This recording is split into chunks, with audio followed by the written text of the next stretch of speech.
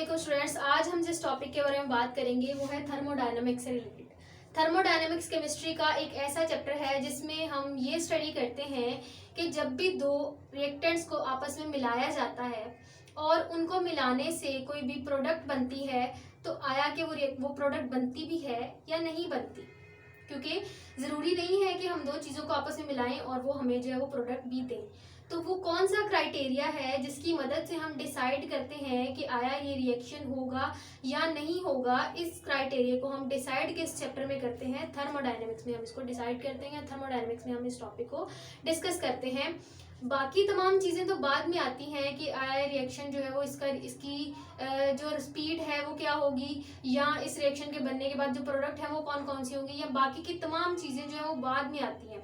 सबसे पहली जो मेन चीज़ होती है वो कौन सी होती है, ये डिसाइड करना कि ये रिएक्शन होगा भी या नहीं होगा। इसको हमने सबसे पहले आंसर करना होता है और इसका आंसर हमें कौन देता है, थर्मोडायनेमिक्स देती है। ठीक है, अब वो कौन सा क्राइटेरिया है जिसकी मदद से हम कहते हैं कि रिएक्शन जो है वो होगा या नहीं होगा, इसको हमने जो है वो डिस्कस करना है। तो सबसे पहले हम बात कर लेते हैं केमिस्ट्री में होने वाले रिएक्शन की टाइप्स की। बेसिकली अगर हम मोटे मोटे तौर पे बात करें तो दो तरह के केमिकल रिएक्शंस होते हैं। सबसे पहले हम बात करें तो पहली जो टाइप है वो कौन सी हो सकती है,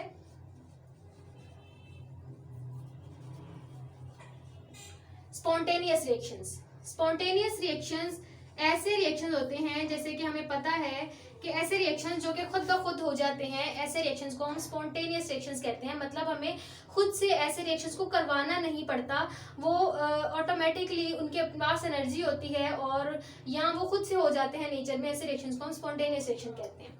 सेकेंड टाइप कौन सी हो सकती है, सेकेंड टाइप होती है हमारे पास नॉन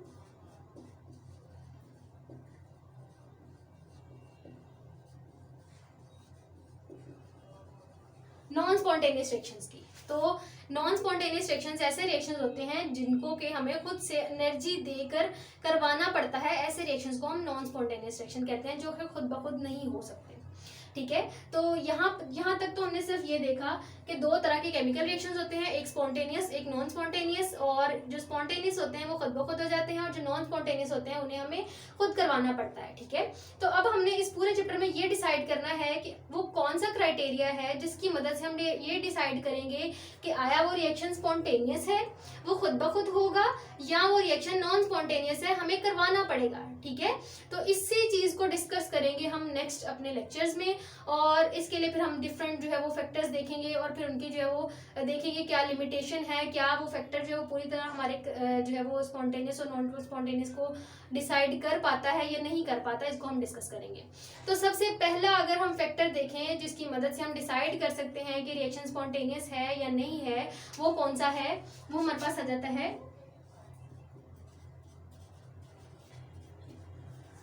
इंथाल्पी। इंथाल्पी का वर्ड हमने सुना हुआ है, लेकिन हमें जो है वो जब भी हम इसको सुनते हैं तो हमारे ज़हन में एनर्जी का जो है कॉन्सेप्ट वो समझ आता है। सपोज करें आपके पास कोई भी केमिकल रिएक्शन हो रहा है, ए और बी उसके रिएक्टेंट हैं, ए और बी आपस में मिलेंगे और हमें क्या दे देंगे, सी प्रोडक्ट दे देंगे। अब ये सी प्रोडक्ट जो बनी है, इसके बनने के पीछे जो है वो कौन सा एनर्जी के चेंजेस आए हैं, उससे केमिकल रिएक्शन में क्या एनर्जी का चेंज आया है, उसको हम अगर स्टडी करें, या एनर्जी जो सिस्टम में रिलीज हुई है या एब्जॉर्ब हुई है इस केमिकल रिएक्शन के दौरान, उसको हम इंथाल्पी का नाम देते हैं। इंथाल्पी को हम लिखते किस तरह से हैं, डेल्टा एच से इसको शो कराते हैं। मतलब बेसिकली इंथाल्पी एच होती है, लेकिन हम हमेशा चेंज इन इंथाल्पी को फाइंड करते हैं। मतलब हमें जो है वो फर्क नहीं पड़ता कि जो है केमिकल रिएक्शन के दौरान इंथाल्पी कितनी थी या एनर्जी कितनी थी, हमें सिर्फ और सिर्फ चेंज से फर्क पड़ता है कि रिएक्शन के शुरू में इंथाल्पी कितनी थी और रिएक्शन के आखिर में इंथाल्पी कितनी थी। हमें सिर्फ इससे हमारा जो है वो कंसर्न है, हमें इससे कंसर्न नहीं है कि रिएक्शन के दौरान किस पॉइंट पर कितनी इंथाल्पी थी। ठीक है, तो हमें जो है वो हम हमेशा इंथाल्पी को चेंज से लिखते हैं, डेल्टा से शो करते हैं।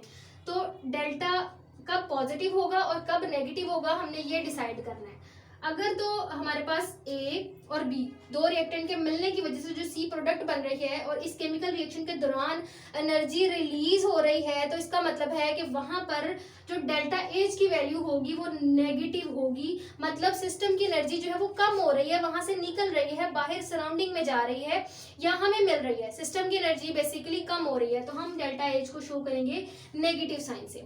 अगर ए और बी को मिलाने से प्रोडक्ट जो बन रही है सी, इस केमिकल रिएक्शन के दौरान एनर्जी जो है वो एब्जॉर्ब हो रही है, मतलब हम एनर्जी को ऐड करवा रहे हैं अपने सिस्टम में, तो फिर जो है डेल्टा एच की वैल्यू क्या हो जाएगी, डेल्टा एच की वैल्यू फिर पहुंचेगी पॉजिटिव में।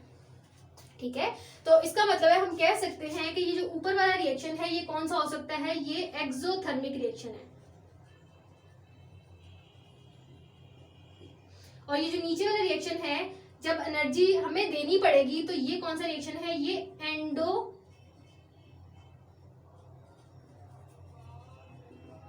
एंडोथर्मिक रिएक्शन है। ठीक है, तो अगर सिस्टम से एनर्जी रिलीज हो रही है तो एक्सोथर्मिक रिएक्शन, और अगर सिस्टम को एनर्जी दी जा रही है तो एक्सोथर्मिक रिएक्शन होगा हमारे पास, और वो एनर्जी जो है वो हमारे पास बेसिकली इंथैल्पी ही होती है। ठीक है, अब इस इंथैल्पी से हम कैसे डिसाइड कर सकते हैं कि हमारा जो रिएक्शन है वो स्पॉन्टेनियस है या कि खुद ब खुद हो जाएगा या हमें उसे खुद करवाना पड़ेगा, यानी कि वो नॉन स्पॉन्टेनियस है। इसको हम इंथैल्पी से डिसाइड करेंगे। अब तो हमें पता है कि जब इस यूनिवर्स की हर चीज स्टेबिलिटी चाहती है, मतलब क्या है इसका कि यूनिवर्स में जितनी भी चीजें हैं वो चाहती हैं कि वो अपनी एनर्जी को कम करें और स्टेबल हो जाएं। और वो स्टेबल कब होंगी, जब वो अपनी एनर्जी को रिलीज करेंगी। तो हमने फिर इस पॉइंट से ये हमने डिसाइड कर लिया कि किसी भी सिस्टम से जब एनर्जी रिलीज हो रही होगी तो तब वहां पर जो है वो रिएक्शन स्पॉन्टेनियस होगा और वो खुद ब खुद हो जाएगा, मतलब कि सिस्टम उस सूरत में स्टेबिलिटी गेन करेगा। जहां पर भी सिस्टम एनर्जी को रिलीज करेगा वहां पर उसकी एनर्जी मतलब कि कम होगी, और जब एनर्जी कम होगी तो वो स्टेबिलिटी की तरफ जाएगा, और जब स्टेबिलिटी की तरफ जाएगा तो इसका मतलब है कि वो रिएक्शन स्पॉन्टेनियस होगा। और अगर सिस्टम को एनर्जी देनी पड़ रही है, इसका मतलब है कि वहां पर हमें खुद से वो रिएक्शन करवाना पड़ रहा है, तो वो एंडोथर्मिक रिएक्शन हुआ। तो एंडोथर्मिक रिएक्शन आमतौर पर कौन से रिएक्शंस होते हैं, नॉन स्पॉन्टेनियस रिएक्शन होते हैं, वो खुद ब खुद नहीं होते, हमें एनर्जी ऐड करानी पड़ती है सिस्टम में, फिर जाकर वो रिएक्शन होते हैं। तो ऐसे रिएक्शंस को हम नॉन स्पॉन्टेनियस रिएक्शन कहते हैं। ठीक है, तो ये तो हमने जो है वो बात कर ली कि स्पॉन्टेनियस रिएक्शन और नॉन स्पॉन्टेनियस रिएक्शन को हम कैसे डिसाइड कर सकते हैं इंथैल्पी की बेस पर। लेकिन ये कॉन्सेप्ट जो था ये इतना जो है वो मतलब हम हर रिएक्शन पर इसको अप्लाई नहीं कर सकते थे, क्योंकि बहुत से ऐसे रिएक्शंस थे जिनमें के रिएक्शन एंडोथर्मिक है लेकिन फिर भी वो कौन सा है, वो स्पॉन्टेनियस है। हालांकि हमने क्या डिसाइड किया, हमने ये कहा है कि अगर सिस्टम जो है वो एंडोथर्मिक है, मतलब सिस्टम में से एनर्जी क्या हो रही है, सिस्टम में एनर्जी हमें देनी पड़ रही है, हमें उसको करवाने के लिए रिएक्शन को वहां पे एनर्जी ऐड करवानी पड़ रही है, तो रिएक्शन किस तरह होगा नॉन स्पॉन्टेनियस होगा। और अगर हमें एनर्जी जो है वो मिल रही है तो रिएक्शन कौन सा होगा, स्पॉन्टेनियस रिएक्शन होगा।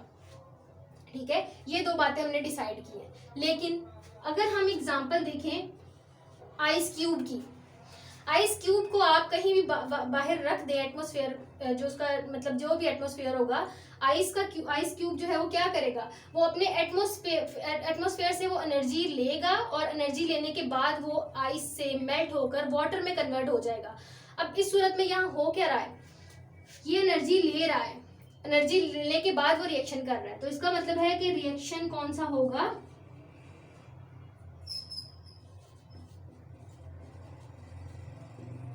रिएक्शन तो एंडोथर्मिक होगा।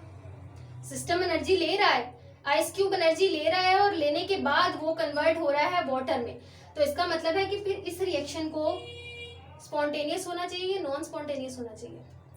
इस रिएक्शन को फिर हमने कहा कि अगर एंडोथर्मिक है तो नॉन स्पॉन्टेनियस होना चाहिए।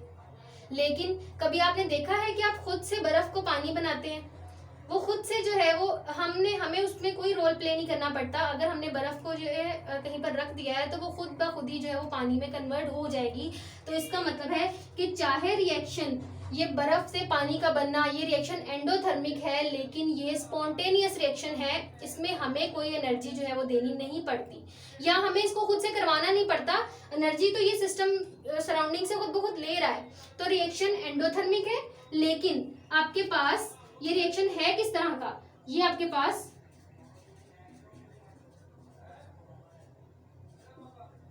ये रिएक्शन आपके पास किस तरह का है, स्पॉन्टेनियस रिएक्शन है।